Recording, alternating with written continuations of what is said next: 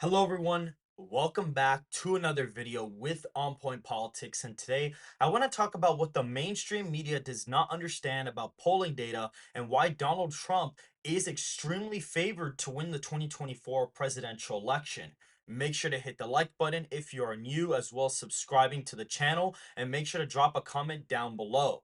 And so at this point, guys, we can see Donald Trump is ahead in Wisconsin in polling data. He's ahead in Michigan. He's ahead in Pennsylvania, North Carolina, Georgia, Arizona, and Nevada, as well as Nebraska second, leaning towards Biden. This is the battleground map that most political pundits have essentially crafted up for the 2024 presidential election. They're saying, well, it's going to be a razor thin election.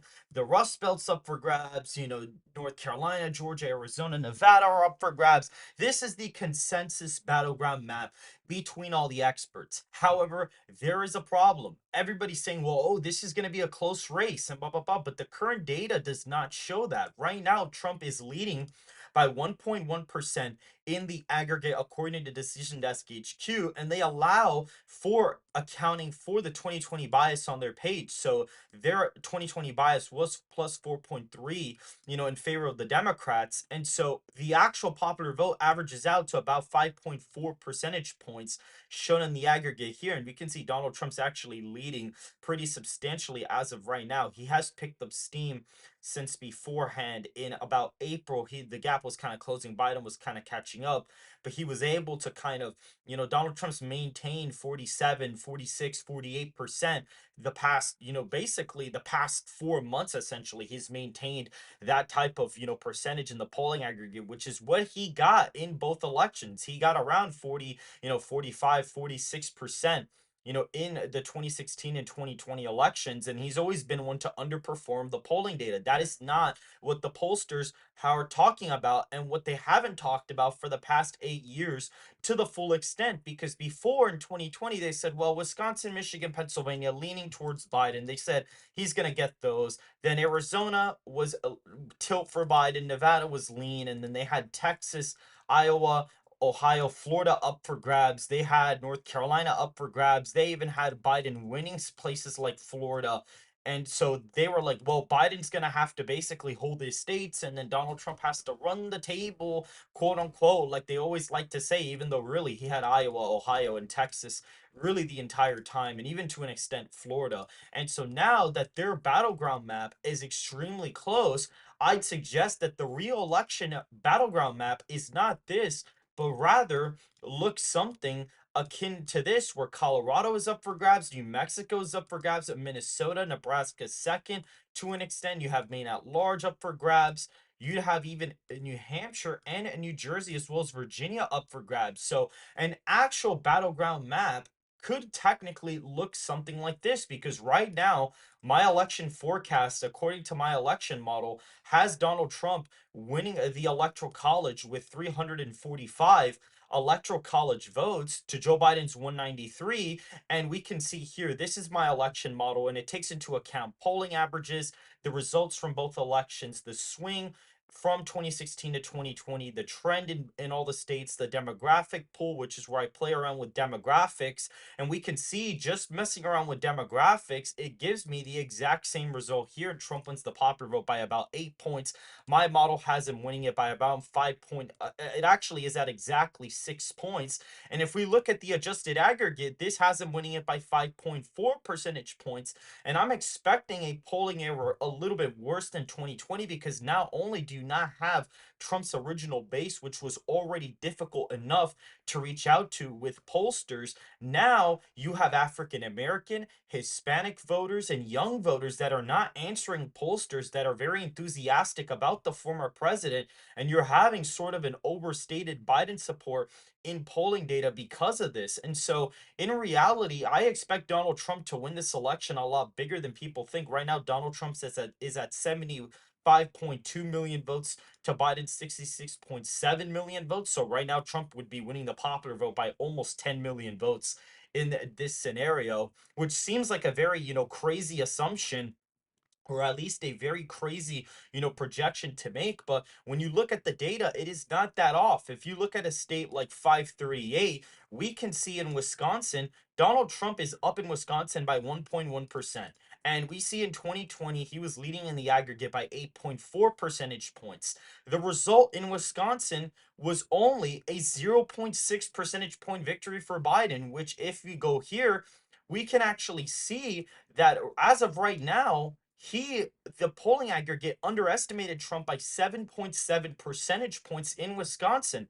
And so if you were to add that, the margin of victory in Wisconsin would actually be exactly 9 percentage points. It would be matching up right where my model currently has the state of Wisconsin right now. So it is not extremely, ridiculous to say that this could happen. If we look at Decision Desk HQ, they even have a state like Virginia as of right now extremely competitive. If we go to Virginia here, we can see Biden is only leading the aggregate by 1 percentage point in the polling aggregate, and the miss, according to 538, as of right now, was around a 2.4 percentage point miss in favor of Biden. So if you were to apply that to this forecast, you would get around a 0.9 percentage point victory for Trump, and my forecast has him winning it by 0.6%. If you look at a state like New Hampshire, for example, let's see what the aggregate says in the state of New Hampshire. I'm expecting Biden to be performing a little bit worse than 2020 here. And we'll actually see in the aggregate, Biden only leads by 3.7% as of right now. And we can see the aggregate overestimated Joe Biden in the state of New Hampshire by 3.3. So if you were to apply that to here, it would be a tilt Biden margin. And right now, my forecast has it as a lean Trump right above about a point. And on 538, the aggregate is around 2.2 percentage points. So that would still give the victory to Trump if you were to factor that in. So all the polling aggregates have these states that, were huge margins for, Joe Biden. Even a state like New Hampshire, Biden was leading it by 11 points last time around. He only won it by 7.4%. So it is a humongous miss in polling data like this. It is a complete polling miss. And the mainstream media is not talking about stuff like this. They are just not mentioning it because they don't want to seem, uncredible, all this kind of stuff. And what ends up happening is they usually tend to be not credible at the end of the day anyway, because what they did in 2016 is they looked at the data and they were like, okay, even though Clinton only leads by 2 points, that means that South Carolina is competitive. She's going to win Florida, Missouri, Kansas. Oh my God, Alaska's competitive. Montana, Utah, he could lose at third party. So this was sort of your battleground map in 2016. They were giving Clinton the Rust Belt super easily. They gave her Virginia, they gave her Nevada, they gave her New Mexico. They were even giving her states like Florida, New Hampshire. They were even giving her Ohio and Iowa in some battleground projections. Even North Carolina, they were giving that to her to an extent. So back then, this was sort of your 2016 battleground map where Trump was starting at like less than 100 electoral votes and she was at 338, and he had to quote unquote run the table to get to, 306 electoral votes. And we all know that the final electoral college margin ended up looking something like this. He did win Nebraska second, but to match the count, it was 306 to 232. And so it is extremely shocking to see, the polling data be this good for Donald Trump. And I don't think people understand how good this polling data is for him, especially in places where he was losing by double digits in polling and now he's within single digits. In Georgia, Donald Trump is up in Georgia in polling aggregates 4.5 points here. And we see with RFK Jr. included, he leads by 5.1 percentage points in this aggregate, which is absolutely insane to see a lead like that in a polling aggregate in Georgia, which is a state that in 2020 he was down in the aggregate by 1.6 percentage points, and they only lost it by 0.2. And so this is a humongous polling error in favor of Biden in a state. This is within margin of error, but the fact that Donald Trump is basically leading the state right around what he wanted by in 2016 is only going to be a bad sign for Biden. As of right now, we can see in 2016, he won it by 5.1. Now Trump leads the state by 5.1 with Kennedy included. So this is a really, really big sign that Donald Trump is going to win in an electoral college landslide as of right now. This is what the mainstream media does not want to talk about because they don't want to, basically doom on Biden. There's many factors that go into this. They don't want to show what could potentially happen. Now, am I saying that my model is going to be completely correct? No, maybe he loses a place like New Mexico, maybe he loses New Hampshire, maybe Virginia, but even in a scenario where those things happen, I still expect him to pick up Minnesota in a head-to-head matchup. I still expect him to get Nebraska second, and I still expect him to win all of the swing states. As of right now, I expect him to pick up at least 313 electoral college votes.